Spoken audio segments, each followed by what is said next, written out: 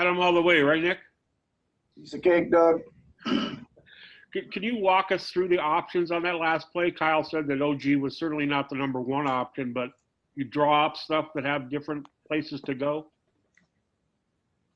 Yeah.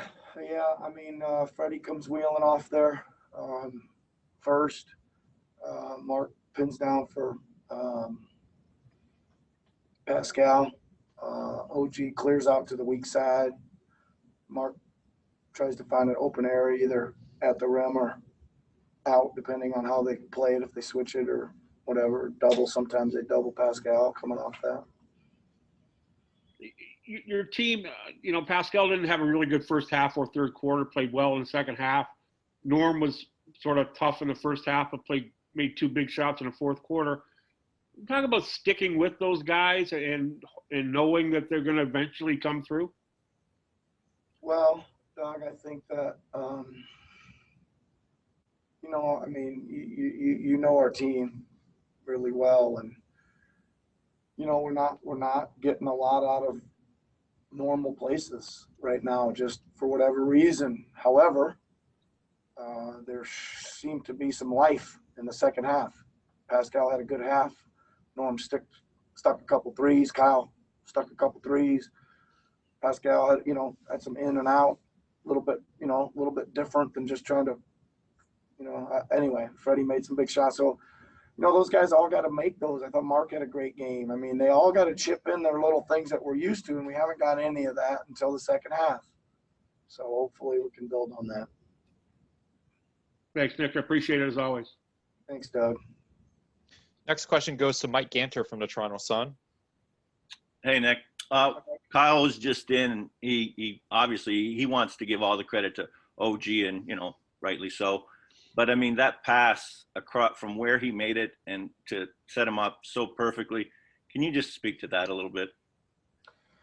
Yeah, I mean, there's not a lot of times that you probably want a let's call him 6'1" guard taking the ball out of bounds in a late game situation, because you saw what they do. They try to put size on it and limit your vision. We would probably do something similar, right? But you say to me, why is Kyle taking it out? I'm going to say because he's got some guts, man. He's gonna make a gutsy play every now and then. And OG, I mean, that calm demeanor that never get ruffled. I mean, that was perfect for that spot, no? Yeah, I mean, there's not many options there. You gotta catch and shoot that thing, right? And really happy for him. He played his tail off, man. It's nice that he gets a big reward for it, because he played so hard all over the court. Thanks, Nick. Enjoy the night. Thanks, Mike. Going next to Michael Grange from Sportsnet. Hey, Nick. Hope you're well. I mean, you played all your guys, I think, 24 minutes. Maybe Fred played 21. And they were playing so hard in that third quarter. Can you just maybe put into context from your perspective how difficult it is to play at that level of defensive intensity for that long and still somehow able to generate a bit of offense?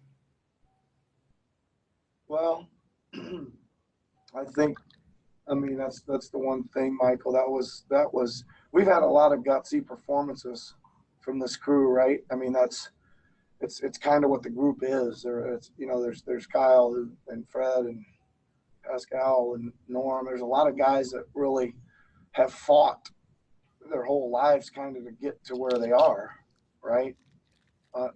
Amid other expectations, really. But anyway, I mean, we got to the half down 10, and we just, again, weren't catching any breaks, and the ball wasn't going in, and, the ball was bouncing funny, and it was just like, man, to reach in and find that gutsiness for that second half and finding a way, even though it was very fortunate finding a way. I'm not sure that doesn't rank right up there with our gutsiest performances, Michael. And just to follow, I mean, OG's shot, mind-blowing, but the possession before, maybe both those possessions, the play Kemba Walker made was pretty wild. But the play OG made to keep the play alive, and then Fred gets that lefty layup to go. That entire sequence kind of overshadowed by OG's play. Yeah, well, I mean, there was a lot of stuff happening there late back and forth, wasn't there? I mean, I think they might have got a dunk about three straight baskets down the stretch, and I know that sounds really bad, and it ended really bad, but I think two of the three we had them straddling the out of bounds line, just about to turn it over, and they found a late cutter down the lane. And then you're right. I thought Freddie got whacked one way and whacked the other. Could have been an and one on that finish down there at the other end.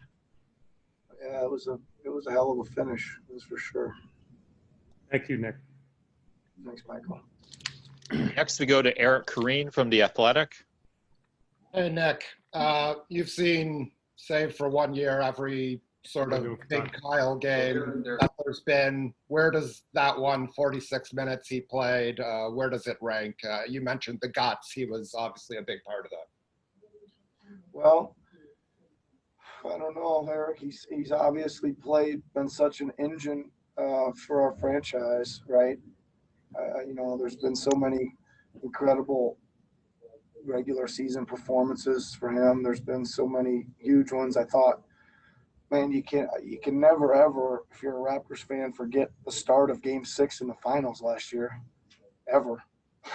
Right? He came out and just gave everybody a surge of belief on the opening tip. And I think today, as hard as it was at times and as frustrated as he was at times, he just kept on fighting and playing. And he's got to rank up there, man. You mentioned Game 6 last year. It was a very similar stuff. I mean, not so much the threes, but he was certainly looking for his own shot early on. Did you sense that he sort of was trying to do the same thing again, I guess? Yeah, I did. He actually broke a couple of the set calls early tonight, which is a good sign, right? You think, you're kind of, you got an idea where you can get some buckets in the first few sequences of the game, and he just put his head down and went on a couple of them, and those are good because they're kind of like, call them sneak drives. The play's kind of setting up somewhere else, and boom, somebody takes off. So he found a couple of those early and got him going. Thanks so much. You're welcome, Eric. Two more for you, Nick. First one goes to Stephen Lung from Sportsnet. Hey, Coach. Apologies if this was already asked. I was just in the other room. But can you take me through what the mood and the spirit of the team was like in the huddle after Kemba made that play and the Celtics scored there late? Yeah, you know what, Stephen, we weren't. It seemed like we sat down in our chairs and they were ready to get the play. There wasn't a whole lot of we did have a foul to give and we were trying to use it, but we didn't get it executed. But they sat down. When I turned around, they were all sitting there ready for me to give them a play, and I decided I had two in mind and decided on that one. Thanks a lot, Coach. Yeah, thanks.